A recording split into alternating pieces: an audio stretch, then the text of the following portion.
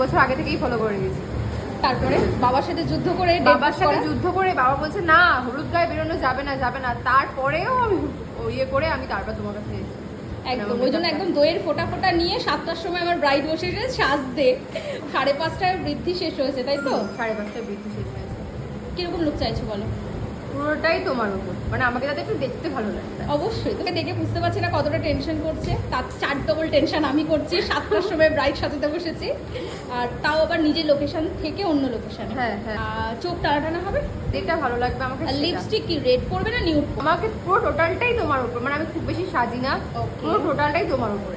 ঠিক আছে, আমাকে যেটা ভালো লাগে। ঠিক আছে, তোমার ফাইনাল লুকটা কি করতে পারি তারপরে আবার আসি। তোমার ফাইনাল লুক দেখেছো, বলো কেমন লাগছে?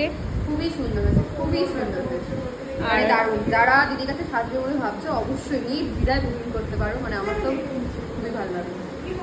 আই মেকআপ থেকে শাড়ি ড্যাপিং আর 1 ঘন্টা 10-15 মিনিটে তোমাকে পুরো রেডি করেছি। সত্যি এটা ভাবা যায় না, কিন্তু সত্যি ভাবা যায় না। তুমি স্যাটিসফাইড পুরো? ফুল থ্যাংক ইউ।